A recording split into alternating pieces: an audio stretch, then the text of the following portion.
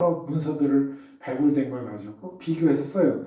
자료비평이라고 하는 거는 그게 누가 본문을 썼냐, 언제, 어디서 기록했느냐도 또 중요하죠. 자, 한반도의 역사가 있어요. 그러면은 지금 북한하고 남한하고 나눠져 있습니다. 그래서 뭐 평양의 사학자가 고려시대 때를 쓰는 거하고 남한의 사학자가 고려시대를 쓰는 거하고 다를지도 몰라요. 왜냐하면 또 출처된 게 또 그 후에 또 다르기 때문에 지역이 다르고 또 북한은 아무래도 고구려 쪽을 더 많이 생각할 거고 남한은 신라백제 이쪽을 또 많이 생각하면서 쓸 수가 있습니다. 그렇기 때문에 그 기록자 성서가 지난번에 역사를 얘기했지만 북이스라엘과 남유다가 이렇게 갈라졌죠. 북이스라엘이라 그러면 우리나라로 하면 북한 조선 뭐 공화국, 남한은 대한민국 이렇게 나눠져 있어요. 그래서 북쪽에서 기록된 뭐 하나님의 그런 메시지냐, 또 남쪽에서 기록된 거냐 또 달라요. 또 그것을 왜 누구를 위해서 기록했느냐. 자, 그 당시에 청중들이 또 다를 겁니다. 북쪽에 어느 지역에 따라서 우리도 도시에서 설교하는 것과 또 농촌에 갔을 때 설교하는 것, 또 어떤 빈민 지역, 어떤 힘든 그런 가난한 지역에 가서 설교 전할 때 다 설교의 컨텍스트가 다르죠. 또 부유한 사람들이 사는 곳에, 그래서 그런 곳에 있는 사람들은 막 절대로 항상 예수님을 믿으면 막 돈을 많이 버는 얘기를 많이 하는데 그래야 사람들이 많이 오는 거죠. 자, 이렇게 왜 누굴 위해서 기록했느냐 이런 것들을, 그래서 육하 원칙, 뭐 우리가 그 기자들이 뭐 어떤 사건 사고를 쓰게 되면 육하 원칙, 언제 어디서 누가 왜 그걸 썼느냐 이런 것을 우리가 봅니다.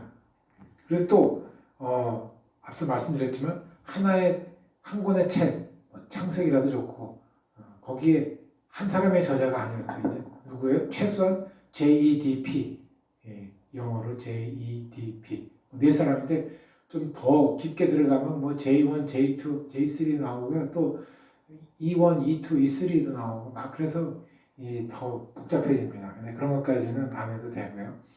그래서 이런 뭐 이사야서도 아까 크게 세 개 저자라고 그랬는데 이런 여러 하나의 책, 본문, 그러니까 작은 책이죠. 이게 큰 구약성서 전체를 얘기하는 게 아니라 한 권의 책 그 중에서 39권 중에서 한 권의 책 안에서 여러 저자들이 있고 또 다양한 그 저자들이 글 쓰는 문체가 다 달라요. 형식이. 또 어떤 갈등을 일으키기도 하고 또 이렇게 충돌이 되기도 하는 거죠. 이제 또 그런 것을 찾아내는 것이 자료비평입니다. 그래서 그 당시의 저자와 연대 또 장소 이런 것들을 찾아내면서 그 의미들을 본문이 어떻게 자료가 어떤 자료층을 가지고 있느냐라는 것을 구분해내는 겁니다. 자, 아까 JEDP 얘기했죠. JEDP가 말하자면 제가 이걸 놓을 수가 없어서요. 네 개가 막 이렇게 이게 J, 이게 두 번째가 E, D, P라 그러면 이게 막 이렇게 어느 곳에 가게 되면 이렇게 섞여 있어요. 어떤 뭐 가령 창세기 34장 가게 되면 이렇게 막 또 지층이 막 섞여 있단 말이에요. 이렇게 그 시대가 다 다른 거예요. 같은 아브라함 얘기하는데도 그냥 어떤 한 사람이 쭉 얘기해서 아브라함 이야기, 이삭 이야기, 요셉 얘기가 서로 다른 걸로 해서 그냥 딱 결합된 게 아니에요. 아브라함 이야기 하나 안에도 JDP가 다 있어요. 또 요셉 이야기 안에도 막 이게 다 겹쳐 있다는 거죠. 그래서 그 복잡한 그런 내용들을 하나하나 그 자료들을 성격을 보면서 특별히 이런 JDP도 다 문체가 다르고요. 형식이 다르기 때문에 문체적인 특징, 어휘, 구사, 반복, 또 모순과 불일치 이런 것들을 찾아내는 것이 이 자료 비평의 그 기여가 됩니다. 그래서 여기에 아까 얘기했던 그 벨하우젠의 거고요. 그리고 이제 중요한 게 나옵니다. 그 사례로. 자, 아까 창세기 첫 장에서 보면은 뭐 어떻게 선포합니까? 뭐뭐 해라 하나님께서 빛이 있으라 하니까 하나님께서 말씀하니까 그대로 되어버렸어요. 그리고는 어떻게 it was good 하나님께서 보시기에 좋았더라 이거야. 그 다음에 저녁이 되고 아침이 되니까 첫째 날이 지났다. 이런 문학적인 그런 표현들이 있어요. 그래서 첫째 날, 둘째 날, 셋째 날 이렇게 해서 다 그 하나하나 창조 순서에 맞춰서 이렇게 가는 그런 문체가 있단 말이에요. 그런데 2장에 가게 되면 그런 문체가 전혀 나타나지 않아요. 그리고 인간이 먼저 창조돼. 좀 이렇게 뭐 해달별이 있고요. 조금 이따 바로 인간이 창조되고 어떻게 사람을 숨을 훅 불어 코에다가 훅 불어넣고서 그 사람을 만드는 얘기가 나와요. 이렇게 사람 창조에 있어서도 서로 1장과 2장에 있어서 그것이 일치하지 않는다는 겁니다. 문체도 다르고. 그리고 아담 2장 3장은 어떻게 아담하고 하와하고 막 하나님하고 막 대화하는 얘기가 막 나와.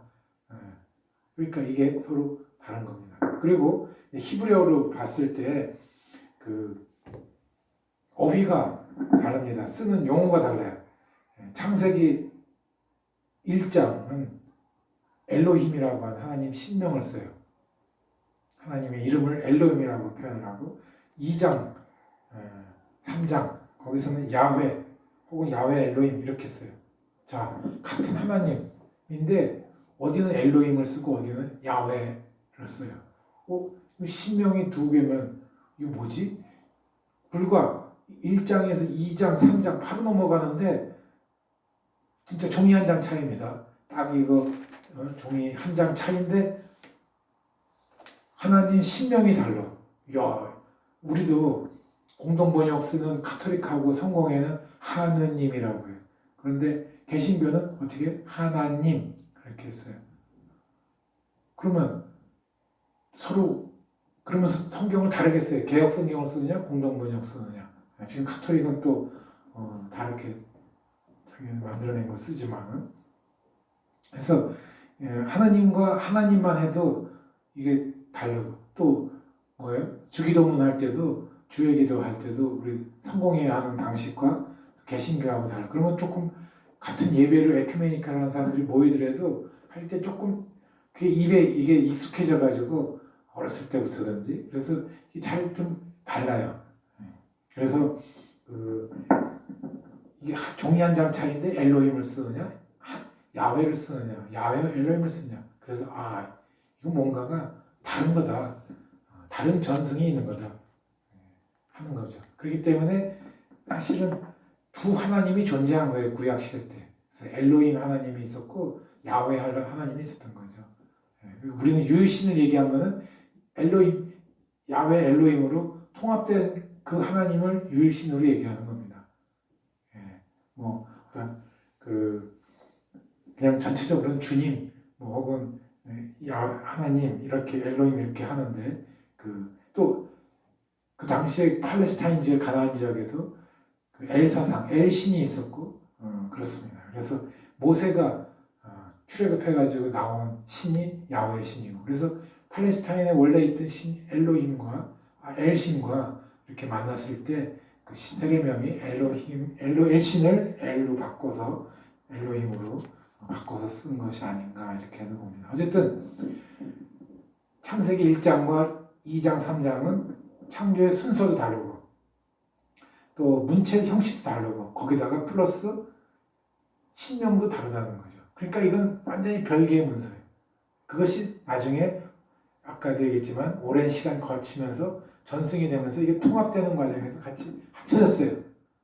저는 그렇게 합쳐진 걸 갖다가 어떻게 해석하냐면 이거는 그냥 어느 한쪽으로 일방적으로 그냥 1장으로 가자 아니면 2장 3장으로 가자 이렇게 해서 그 세력이 두 세력 간의 힘이 뭐 컸다든가 이렇게 되면 어느 한쪽이 컸다 그러면 그냥 저거 없애고 그냥 우리 걸로 밀어붙일 수도 있어요. 근데 제가 볼 때는 이 두 엘로힘을 믿는 신을 믿는 그룹과 그것이 그룹이라고 할 수도 있고 국가가 될 수도 있고 또 야훼를 믿는 그룹이라든가 지파라든가 혹은 국가가 서로 팽팽하거나 그 세력이 비슷할 때 이 두 가지를 다 같이 공존할 수밖에 없어요. 그래야지만 서로 평화가 되지. 어느 한쪽을 잘라내면은 어떻게 돼요? 서로 문제가 생길 수가 있는 거죠. 그래서 이제 그렇게 저는 봅니다. 그런데 이렇게 야훼나 엘로힘이냐 이런 것들이 6장, 7장 막 여기 가도요. 계속해서 아까 얘기했듯이 막 겹쳐 나와요. 이렇게 계속 야훼 썼다가 또 그 다음 몇 줄 밑에 내려가면 또 엘로힘을 썼다가 또 그 다음 밑에 가면 또 야훼 엘로힘 썼다가 또 그 다음에 가면 또 엘로힘 썼다가 근데 엘로힘은 이제 그 우리가 피문서라고 하는데 영어에 알파벳으로 프리스트리 라이트라고 해갖고 제사문서라고도 합니다. 프리스트가 우리가 사제 아닙니까? 사제문서라고 나오고요. 그것은 이스라엘이 다 멸망한 시기였어요. 그러니까 왕정 다윗 솔로몬 시대 때 한참 잘 나갈 때 있었던 문헌이 제2문헌이 야훼 이름을 썼고 제일 밑에 한 400년 지나가지고 나온 게 피문서 엘로힘이에요. 그러니까 엘로힘은 후대의 신이고 야훼 신은 더 앞이에요. 다윗 솔로몬 혹은 그보다 더 앞선 시기가 될 수도 있습니다. 모세가 출애굽했던 시기고 그렇게 되면 자 우리가 역사적인 순서로 본다 그러면은 근데 이 제2문서 야훼 문서에서 나온 창조 이야기가 어떤 거예요? 창세기 2장 3장입니다. 아담 하와 이야기. 그래서 뭐 사과를 먹니 마느니 그 다음에 뭐 제가 그랬니 그래서 에덴 동산에 쫓겨나는 이 이야기에 나오는 주 신이 누구예요? 야훼입니다. 그거는 다윗 솔로몬 그러니까 기원전 한 1000년경 내외로 보는 거고 제1장 창세기 우리 딱 첫 번 페이지 딱 넘기면 나오는 하나님이 이 세상을 창조하셨다 하는 그 첫 문장이 나오는 그 1장부터 2장 4절이지만 그 1장은 다윗 솔로몬 왕정이 다 패망했어요. 다 멸망했어요. 그러니까 지금으로 말하면은 북한, 남한 다 멸망했어. 그리고 나라가 없는 상황이에요. 그때 만들어져 나온 것이 1장입니다. 창세기 1장. 근데 더 스케일이 커요. 2장, 3장은 막 인간적으로 막 서로 질투하고 뭐 부부간에 막 그런 소외가 나타나는 그런 얘기인데 1장은 스케일이 큽니다. 그래서 뭐 그게 바벨론의 영향을 받았다는 얘기도 있고 하는데 어쨌든 이 두 가지 그래서 시기적으로만 보면은 본래 아담 하와 이야기가 제일 먼저 나와야 돼요. 그리고 그 다음에 아담 하와 이야기가 끝나면은 그 다음에 다시 창세기 1장이 나와야 돼. 그러면 그때 또 어떻게 하나님이 최초에 창조하셨다. 그리고 빛이 있으라 하니까 빛이 있어졌고 첫째 날, 둘째 날 이렇게 나와요. 그러면 우리가 문학적으로 읽을 때도 너무나 언밸런스죠. 안 맞죠. 그러니까 아마 그런 것 때문에도 있고요. 그래서 이 1장이 앞으로 나갔어요. 후대 비록 400년 후에 생긴 일이지만 앞에 나가고 2장, 3장이 그 뒤를 이어서 바로 나오게 됐다 이렇게 합니다. 그 다음에 모순과 불일치가 있어요. 자, 특별히 이 창세기 이제 6장에서 9장 가게 되면 노아 홍수 이야기가 나옵니다. 그래서 이제 방주로 들어가죠. 배로 만든 데 들어가게 되는데 보세요. 창세기 6장 19절에서 20절 7장에서는 모든 동물이 한 쌍씩 방주로 들어가요. 한 쌍씩. 그러니까 부부간에 암컷 수컷이 들어가는 거죠. 그런데 7장 2절은 7쌍이 들어가요. 그러니까 사자가 7쌍이 부부가 들어가는 거예요. 암놈 수놈이 7쌍씩이니까 14마리가 들어가요. 또 그러니까 그 정한 동물 또 부정한 동물 그런 것은 2쌍씩만 또 들어갑니다. 부정한 동물은 올빼미, 독수리 이렇게 해서 뱀 이런 것들은 도마뱀 이런 것들은 부정한 동물. 그건 2쌍씩 들어가. 그러면은 자 6장에서 7장이면 이것도 종이 한 장 차이입니다. 그 한 장 차이에 어디서는 7쌍씩 들어갔다고 그러고 또 어디서는 두 쌍씩 들어갔다고 이렇게 얘기를 하고 또 어디서는 한 쌍씩 들어간 거예요. 그냥 암수 하나씩만 이렇게 들어가. 그 같은 6장 7장에 그게 또 섞여 있단 말이야. 이렇게. 그 다음에 자 우리가 홍수가 나가지고 비가 온 게 며칠이에요. 그 7장 4절 12절에는 40일 동안 비가 내린 게 맞습니다. 그리고 물이 빠지는데 21일 걸렸어요. 3주가 걸렸어요. 40일. 근데 7장 24절, 그러니까 7장 4절 12절이니까 불과 밑에 10줄밖에 안 내려가는데 7장 24절 또 8장 2절 거기 가면은 물이 얼마 동안 비가 와냐? 150일 동안 와. 야 이거 40일하고 150일하고 엄청나게 차이가 나는 거 아닙니까? 우리가 장마 기간 여름 한철 한 사흘만 비가 엄청 와도 막 한강 수위가 넘치락망을치락 또 낙동강 물이 막 넘쳐서 뭐 그 주변에 막이 그 농사 짓는 곳들이 막 넘치기도 하고 위험한 상황이 옵니다. 근데 40일 온 것도 많은데 150일이 왔다는 거죠. 그러니까 이것도 숫자가 맞지를 않고 앞에서는 21일 걸려서 물이 다 그래도 다 줄어들었는데 다 나가서 없어졌는데 여기는 150일 동안 비가 오고 또 1년 열흘 동안이나 물이 빠져나가는데 그렇게 오래 걸렸다는 거예요. 자 그러면 사실 1년 12달 1년 넘게 배 안에만 갇혀 있었던 거 아니에요? 그럼 거기에 노아 가족들도 있고 그 외에 그 많은 동물들이 또 얼마나 많아요.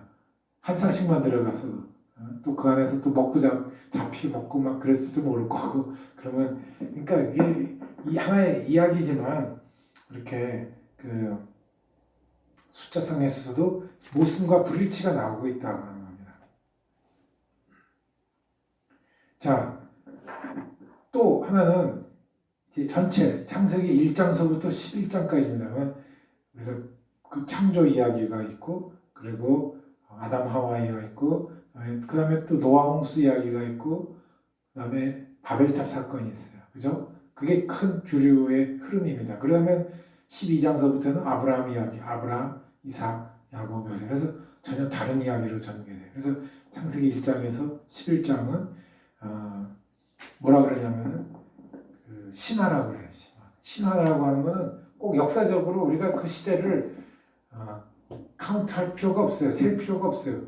근데 그걸 그 우리나라에 또 그렇고 외국에도 이 과학자들, 천문학한 사람들 이런 사람들이 그 당시 첫째 날, 둘째 날이 한 5억 년씩 이렇게 따져가지고 지구의 역사가 45억 년이니까 어떻게 됐다. 그래가지고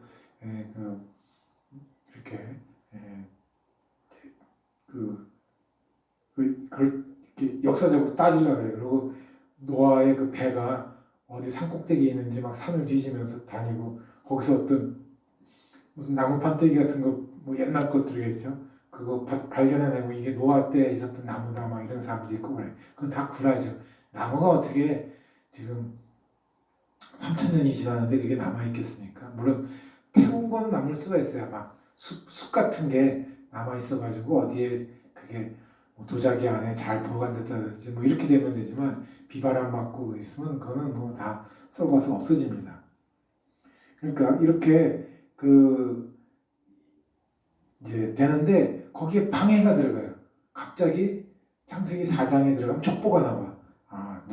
아브람, 아담, 하와 그 가족의 족보들이 쭉 이름들이 막 나와. 그러니까 이야기가 이렇게 문학적으로 이야기가 이렇게 가다가 뚝 끊겨요. 그러니까 우리가 TV에서 영화를 본다든지 그러면 옛날에는 중간에 광고가 나왔어요. 지금 막 광고 나오면 막 화가 나서 막 방송사에다가 항의 장을 할 거예요.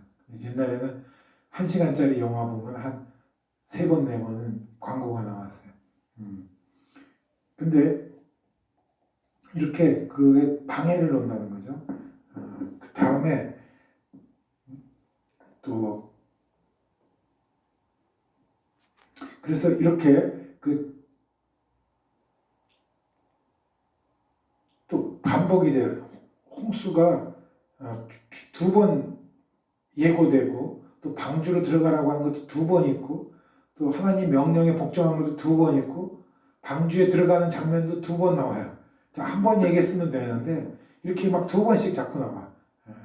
그리고 막 물에 빠지는 것도 한 번 빠지고 그 다음에 또 나와요. 그러니까 뭐 7장, 뭐 8장에서 몇 장 몇 절은 뭐 이렇게 예. 또 세상을 멸망시키지 않겠다 뭐 이런 것도 2번 나오고. 자, 그러니까 이 자료비평에 가장 많이 그 찾아낼 수 있는 부분이 바로 이 노아홍수 이야기입니다. 여기서 많은 그런 아이디어들을 찾아낼 수가 있습니다. 그래서 이렇게 자 그냥 우리는 그냥 언제 그냥 쑥 읽으니까 그렇게 잘 눈에 안 들어왔죠. 그런데 이렇게 좀 자세하게 읽다 보면은 이건 또 한 번 또 나왔네. 홍수 얘기를 또 예고를 2번 하네. 또 방주 들어가는 명령을 2번씩. 물론 뭐 강조하기 위해서 2번의 얘기도 할 수 있지만은 실제로 방주가 물이 불어나가지고 배가 물에 뜬 것도 2번 떠요. 예, 그런 표현들이 나오고. 그래서 이렇게 자료비평은 그 문체라든가 그다음에 시각, 그다음에 모순관계, 반복, 중복 이런 것들을 해가지고 찾아내는 것이 자료비평입니다. 그래서 JDP 문서에서 이런 자료비평들을 자세하게 찾아냈다고 하는 겁니다. 자, 그 다음에 전승사비평. 이 전승사비평은 그 히브리어 말이 생기기 전에는 그래도 의사표현을 했을 거 아닙니까? 우리나라도 한글이 만들어지기 전에는 한자어로 중국에서 와갖고 그런 한자어로 표현을 했을 겁니다. 그러니까 그런데 또 한자가 오기 전에 어떻게 했어요? 또 뭐 그러니까 나름대로 의사표현을 뭐 무슨 소리인지는 모르지만 다 했을 겁니다. 그래서 이 전승사비평은 특별히 이게 뭐 글이 나중에 나온 부분을 얘기할 때도 있지만은 옛날부터 구전이라고 그래가지고 입에서 입으로 전해지는 그런 이야기들이 많이 있어요.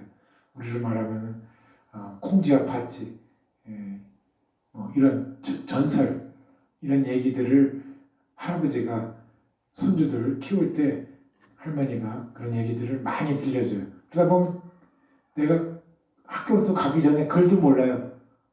근데 4살짜리, 5살짜리 애들이 그 얘기를 다 알아. 그리고 이소부화의 이야기도 막 그림책 보여주고 하면 글자는 몰라도 그 이야기 스토리를 다 안다는 거죠. 그래서 이렇게 입에서 입으로 전해지는 거. 그래서 엄마 아버지가 많이 그 동화책들을 읽어주고 함으로써 어린아이들은 어렸을 때 그 이야기들을 자연스럽게 기억으로 남는 거예요. 그것이 또 그 아이가 나중에 어른이 돼가지고 또 아기를 낳으면 또 자기 기억 속에 있었던 얘기들을 또 해주죠. 그것만이 아니라 노래도 그렇겠죠. 그래서 농사 짓는 사람들은 또 농사에서 짓는 노래들이 막 구슬픈 얘기들이 노래들이 많아요. 또 어촌에서 돌아다니는 민요, 민담 이런 것들이 많죠. 그런 것들이 전승돼 내려가는 거예요. 그래서 이 전승은 우리나라에도 지금은 이제 다 고령화되고 돌아가시고 그래서 그런 옛날의 민요라든가 그 마을에서 이렇게 행해지던 그런 것들이 이제 막 사라져요.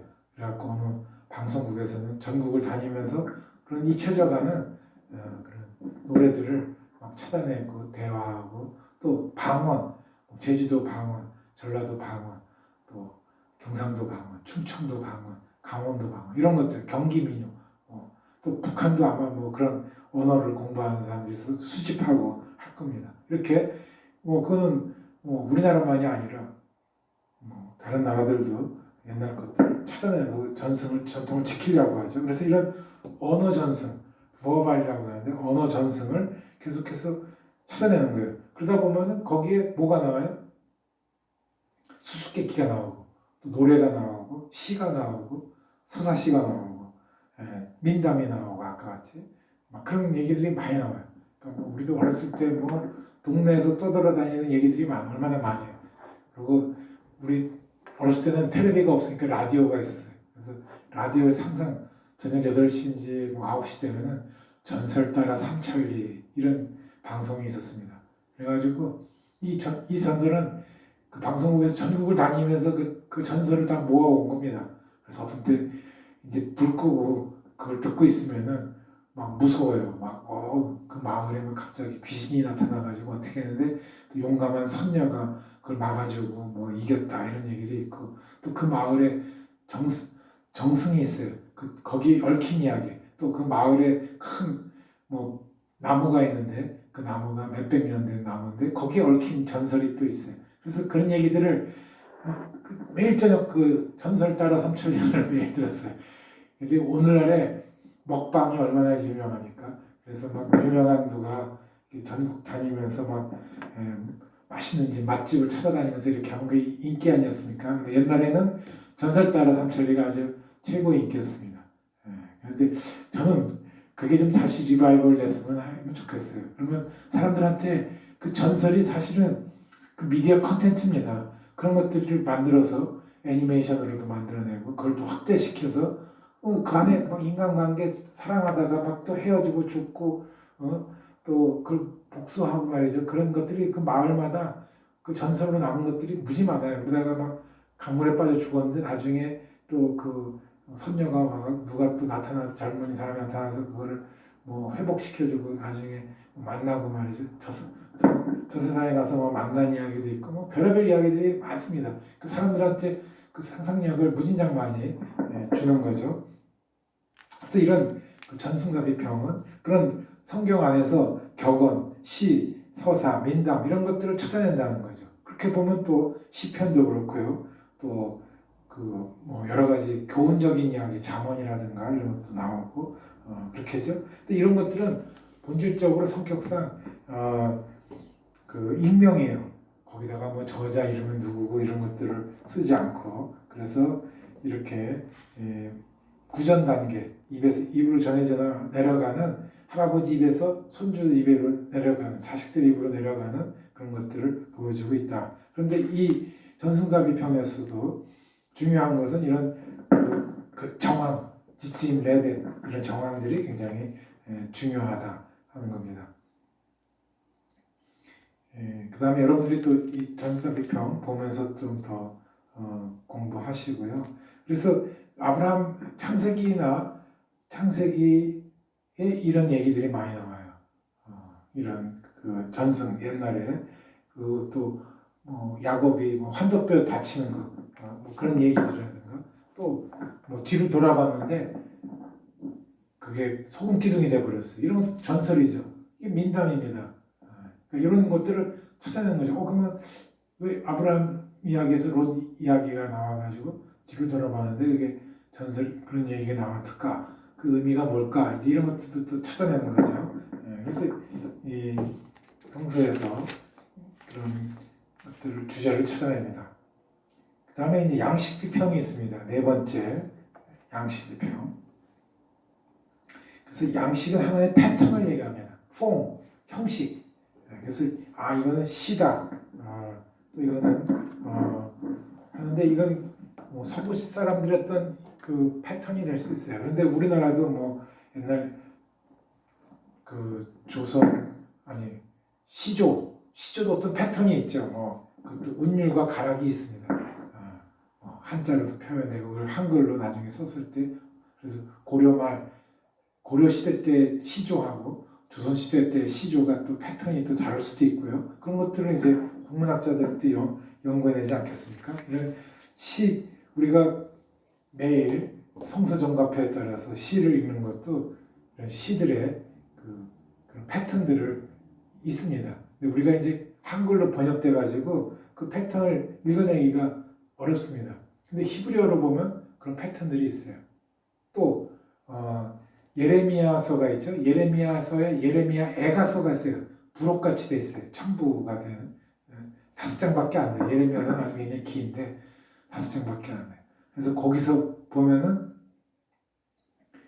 히브리어 알파벳 순서 알레프, 베스, 기멜, 달레스, 해, 와, 우사 이렇게 시작을 해요. 그러니까 우리를 말하면 삼행시 있으면 홍길동 그러면 홍해 바다를 건너가지고 모세가 갔더니 길바닥 위에 뭐 만나가 막 쓰러져 갖고 그러면 또 이렇게 해가지고 쓰는 거예요. 자기 이름 삼행시로도 쓰죠. 또 삼천리 그러면 삼천리 금수강산 삼천리 그러면 아무 삼겹살을 내가 막 먹었더니 삼천 하나 이 천 하늘이 뭐 보이고 리 해서 뭐 어떻게 이제 그런 식으로 쓰는 것처럼 그 히브리어 애가 써요 보면 알레프 베스 기멜 다레스 우리나라로 말하면 기역 니은 니그 리을 미음 미읍 시수로 영어로 하면 A B C D 해갖고 그 한 문단씩 쭉 이렇게 쓴 거예요. 그게 예레미야 애가서입니다. 그러니까 히브리어로 읽으면 그게 딱 나타나는데 한글로 보면 그게 나옵니까? 결코 나오지 않죠. 우리말인데 히브리어로는 그 순서대로 나오지만은 이와 같이 그러니까 우리나라도 한글로 쓴 걸 그 삼행시 같은 거 그렇게 한글을 24장이죠. 그거를 전부 다 영어로 번역해가지고 내보세요. 그 본문을. 그럼 영국 사람, 미국 사람들이 그거 보고 이게 한글의 그 뉘앙스를 이해할 수 있겠습니까? 못 이해하죠. 그러니까 그거는 히브리어로 읽었을 때만 그런 맛깔스러운 어떤 그런 것들을 읽어낼 수가 있습니다. 그런 걸 보면은 조금 희열이 생겨요. 야, 이게 이런 부분을 찾아냈다 하는 거죠. 그래서 이 헤르만 쿤켈이라고 하는 사람이 1940년대에 시편을 갖다가 시편 안에도 여러 장르가 있다는 거예요. 우리가 지금 시편 150편을 그냥 읽고 있는데 이 시편에도 보면은 장르가 있어요. 그냥 똑같은 게 아니에요. 물론 뭐 번역이 됐다 하더라도 그 안에 왕을 다윗 왕 근데 그것이 뭐 왕이라고 하는 게 하나님을 뜻할 수도 있고요. 왕을 막 찬양하는 노래가 있고 또 하나님께 막 감사하는 너무나 감사해요. 올해 이런 곡식을 만들어줘서 감사합니다. 또 내가 왕으로 막 취임이 돼가지고 감사합니다. 혹은 뭐 이런 것들이 있고 또 막 한탄스러운 게 막 많아요. 그래서 막 옷을 찢을 정도로 막 한탄스러워서 이 고통 야훼여 언제까지 이 얘기를 들어주시겠습니까? 막 이 억울한 일 좀 들어주세요 하면서 막 애타게 그냥 하는 그 외치는 그런 또 탄원시라가 있다는 거죠. 또 왕이 이제 왕관을 쓰는 그 제왕식 우리로 말하면 뭐 주교소품식이라고 할 수도 있고 대통령이 이제 선거로 뽑혀져 가지고 국회의사당 앞에서 국민들 앞에서 선서하는 뭐 그럴 때 취임할 때 하는 그런 또 시가 또 있습니다. 그래서 이 시편 안에는 다양한 장르가 있다는 겁니다. 그런 형식들이. 그래서 그런 형식들을 보고선 이게 어떤 시대 때 거냐, 다윗 시대 거냐, 아니면 뭐 바벨론 포로기 시대 때 시야 어느 시대 거냐라고 하는 걸 또 찾아내면서 그 당시에 찝찝 레벨 그래서 삶의 정황이 어땠느냐. 그러니까 우리가 말하면은